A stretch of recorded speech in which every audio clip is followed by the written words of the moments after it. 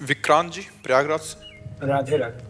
राधे राधे महाराज जी। महाराज जी, संसार में किसी के द्वारा आपकी गलती ना होने पर भी किसी के द्वारा आपको उसकी सजा दिलाई जाती है, तो ऐसे इंसान को सफाई देनी चाहिए, या यदि सफाई ना दें तो अपने अंतर्मन में उठते द्वंद्व को कैसे शांत करें? आज अपना कहीं न कहीं कोई अशुभ प्रारब्ध है जो अपने को गिराना चाहता है पूर्व का। जैसे जिस पॉइंट पे आपकी निंदा हो रही है या आपको गिराया जा रहा है, उस पॉइंट में आप बिल्कुल करेक्ट हैं, लेकिन सत्य मानिए ये कोई प्रारब्ध भोग हमारा पूर्व का पाप का कर्म है जो मुझे दंड दे रहा है।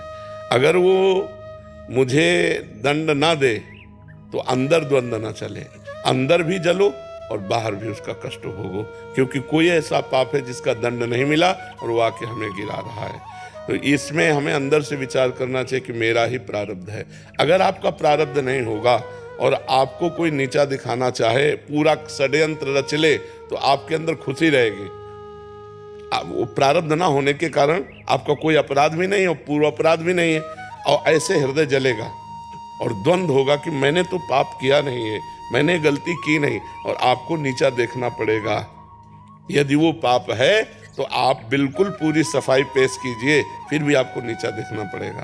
तो वो ये जान करके भोग लेना चाहिए कि मेरा ही कोई पूर्व प्रारब्ध है, और अगर नहीं है तो आप मौन रहिए, अपने आप प्रकाशित हो जाओगे। आपको सफाई देने की जरूरत नहीं पड़ेगी, अपने आप सामने वाले को भगवान नीचा दिखा देंगे जो आपको नीचा दिखाना चाहता है। पर कभी कभी ऐसा होता है कि जैसे कई हमने पाप किए, जैसे बहुत जन्मों में बहुत से पाप हो जाते हैं, ना उस कानूनी दंड मिला और ना भागवतिक दंड मिला, तो वो पाप वैसे सुरक्षित बढ़ता रहता है और हमको ऐसी जगह फंसाता है जहां हम निरपराध होते हैं, पर वो होता हमारे पाप का दंड है।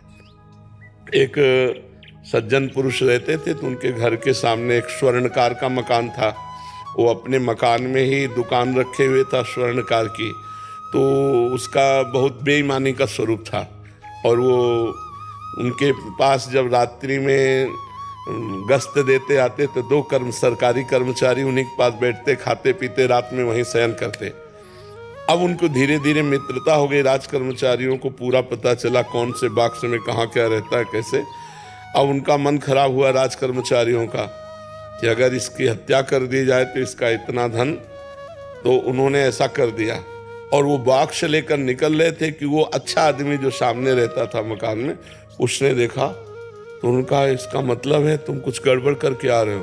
तो उनका देखो, हम तुम्हें बॉक्स में जितना है इसका आधा दे देंगे, चुपचाप अपने घर वापस चले जाओ, हम लोग भी चुप चले जाएंगे, फिर सुबह आके हम सब बना लेंगे। तो उसने कहा ऐसा नहीं होने देंगे, हम हल्ला मचाते हैं। उसने हल्ला मचा दिया, और राजकीय कर्मचारी उनको गणित सब पक्की होती है, और जो ही हल्ला मचाए सो ही उन्होंने पकड़ लिया उसको और बॉस को उसके नजदीक रख दिया और कहा हमें पता है तू मार के आ रहा है और बचने के लिए नाटक कर रहा है। अब पूरी समाज में ये बात फैला दी कि इसने स्वर्णकार को मारा और ये बाक्स ले जा रहा था, हमने पकड़ा इसलिए इसने हल्ला मचा दिया। पूरा केस उल्टा हो गया और सबको 100% समझ में आया ऐसा ही है किसी, और वो चिल्ला चिल्ला के कह रहा है लेकिन उसकी कोई बात नहीं सुन रहा। मुकदमा हुआ, जज के सामने जब खड़ा हुआ हो तो रो दिया और कहा जिसकी कसम खवा लो, यद्यपि मैं फंस चुका हूं। उनके पास प्रमाण है, मेरे पास प्रमाण नहीं, पर मैं आपसे रो के कहता हूं कि मैं सत्य हूं, इस केस में मेरे द्वारा कोई पाप नहीं हुआ। जज ने कहा कि ठीक है, इसका हम प्रमाण निकलवा लेंगे। एक जिंदा आदमी मुर्दे का सो बनाया ऐसे उसमें और कहा लावारिस लाश थी, अब इसका अंतिम संस्कार करने जाना है। उन राज कर्मचारियों को भी आदेश किया, 2-4 लोगों को और कहा आप पीछे रहिए, एक तरफ उसको भी पकड़ाया जो मुजरिम था। वो गए, जब एकांत देखा तो कहा कहते थे आधा बॉक्स स्वर्ण ले ले तो बच जाता ना, फंसा दिया ना, अब पूरी जिंदगी जेल भोगेगा। और वहां डायरेक्ट लगाए हुए थे जिससे उनको सुनाई दे। तो उसने कहा चाहे फांसी हो जाए लेकिन हम इसमें दोषी नहीं हैं, दोषी तुम लोग हो, और देख लेना भगवान तुम्हें दंड देंगे, ऐसी बात। अब जज के सामने तो प्रमाण मिल गया कि दोषी राज कर्मचारी हैं। तो उसने कहा इतने दिनों से मैं जेल भोग रहा हूं, इतने मेरे दुख और अपमान हुआ, ये क्यों, ऐसा क्यों हुआ? जज से कहा, मैं निर्दोष था, मैं चिल्ला चिल्ला कह रहा था। तो जज ने कहा सही बताओ, हम किसी और जन्म की बात नहीं पूछते, इस जन्म में कोई ऐसा पाप किया है जो गुप्त हो और बड़ा हो? तो उसने कहा हाँ, हमारी एक प्रेमिका थी, हमारा मन मुटाव हुआ, वो हमारे ऊपर प्रहार किया, हमने ऐसे प्रहार किया तो हम चाहते नहीं थे, लेकिन वो मृत, तो फिर हम अपने घर में ही गाड़ दिया। तो बोले देखो, वो पाप का दंड इस रूप में तुम्हारे आया। जो गुप्त पाप हमसे हो जाते हैं, जिनका ना सरकारी दंड मिलता है ना भागवतिक दंड मिलता है, जैसे भीष्म पितामह जी 6 महीना बाणों की सैया पर है, वो कह रहे प्रभु इस जन्म में तो बाल ब्रह्मचारी आपकी भक्ति करने वाला कोई दोष नहीं, फिर 6 महीना बाणों की सैया पर, और मैं कई जन्मों तक देख रहा हूं। भगवान ने कहा 100 जन्म के बाद का ये पाप है। तो हम लोगों के बहुत जन्मों के पापों का क्रम चल रहा है। जैसे 11 वर्ष से बाबा जी है, भगवान के मार्ग में चल, दोनों किडनी फेल है। अब क्या है, ये पूर्व जन्म का कोई पाप है जो हमको दंड दे रहा है। तो अब इस जन्म का जो भजन है वो हमारी व्यवस्था की हुई है कि हमारा भजन भी चल रहा है, और बिल्कुल अगर हम संसार में होते तो क्या दुर्दशा होती, और भगवान में है तो न पैसे की चिंता है न डॉक्टर की चिंता है। ये क्यों है? ये भगवान की शरण में तभी तो है ना। तो हमारे भजन का, हमारी शरणागति का ये है, और पूर्व के पाप का ये है। तो हमको विवेक के द्वारा पता है कि शरीर बदलते रहते हैं, जीवात्मा तो वही होता है ना। तो आप जो करता है, करता तो वही है ना। मान लो वर्दी बदल जाए, आप पैजामा कुर्ता में आ जाओ, आप पैंट शर्ट में आ जाओ, आप किसी भी तो आप ही है ना। तो अगर दंड या अच्छा काम किया तो पुरस्कार या तिरस्कार आपको ही मिलेगा, कपड़े से कोई मतलब नहीं होता। तो ये कपड़ा है, पुरुष का कपड़ा है, स्त्री का कपड़ा है, पशु पक्षियों का कपड़ा है। ये वसांश जीर्णानि यथा विहाय, गीता में भगवान ने कहा। तो ये शरीर हमारा नया है, लेकिन हम बहुत पुराने हैं।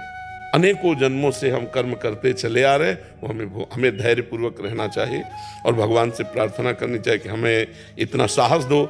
माना कि मेरा ही कर्म कोई होगा, पर मुझे इतना साहस दो कि मैं बिना विकार के अंदर से सह जाऊं और आगे बढ़ूं। और नाम जप करते हैं आप? महाराज ऐसे तो नहीं कर पाते। नहीं करना पड़ेगा, मनुष्य जीवन व्यर्थ हो जाएगा। नाम जप, ये पद कितने दिन रहेगा विचार करो, ये शरीर कितने दिन रहेगा। पूर्व में पुण्य भी बनाना, तो आप ऐसे पद पर आए, आप हमारे भारत की सेवा में हैं। अब आपको ऐसा बनना चाहिए कि इससे भी आगे पद है ना, कि अगर हमारा मनुष्य जन्म हो तो हम भारत के उन पदों पे पहुंचे जिससे हम अधिक से अधिक समाज की सेवा कर सकें।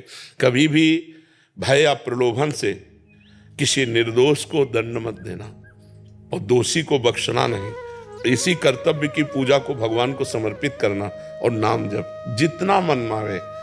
हम कह रहे पैसा तो लगता नहीं नाम जप में ना, जैसे आप ऐसे हो राधा राधा राधा राधा राधा राधा, आप खुद देखना, आपको शांति मिल जाएगी, आपकी बुद्धि प्रवीण हो जाएगी, आपका आत्मबल बढ़ जाएगा। आप नाम जप जो प्रिय हो, राम कृष्ण हरि जो नाम प्रिय हो आपको, वो नाम जप कीजिए।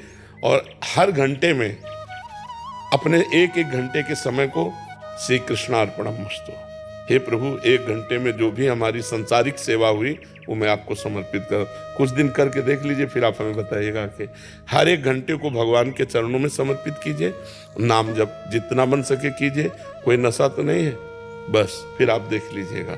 और कभी भय या प्रलोभन में मत आइएगा। हमारी ये बात गांठ बांध लेना, कभी प्रलोभन में मत आना। जो भारत सरकार दे रही उसी में नमक रोटी खाना और अपने अधिकार का शासन पूर्वक पालन करो। अपने द्वारा कभी कोई गलती न होने पाए। देखो ऐसे सिंहवत चलोगे और चंद रुपए में अगर आपकी बात ओपन हो जाती है तो जिंदगी भर आप कभी ऐसे नहीं चल सकते। तो वो रुपया किस काम का जो हमें इतना झुका दे, रौंद दे। हमको अपने सम्मान से चलना है, कभी प्रलोभन में मत फंसना और कभी भय में मत आना। कोई भी अधिकारी, बड़े से बड़ा अधिकारी यदि आपके द्वारा गलत कराना चाहे और भय दे तो हमारी वर्दी भले उतर जाए लेकिन हम गलत नहीं करेंगे। तो भगवान यही वर्दी थोड़ी है, वो और पोजीशन दे देंगे। इसलिए धर्म पूर्वक चलना और भगवान का नाम जप करना, तो देखो आपको आंतरिक आनंद मिलेगा। बिना आंतरिक आनंद के हम खाली रहते हैं, बस मन चिंतन करता रहता है। और ये मन अगर खाली रहा और ज़्यादा चिंतन करने लगा तो ये डिप्रेशन की तरफ ले जाता है। अगर निगेटिव ज़्यादा चिंतन बनने लगे ना, नकारात्मक, तो ये दिमाग को परेशान करके डिप्रेशन में भी ले जा सकता है। इसलिए इसको खाली मत रखो, राधा राधा राधा। कोई भक्ति का बाहरी लक्षण नहीं, अंदर ही अंदर नाम जप करो, धर्म से चलो और कोई व्यसन नहीं करते, बहुत बढ़िया जीवन भगवान की बहुत बढ़िया आराधना बन जाएगी।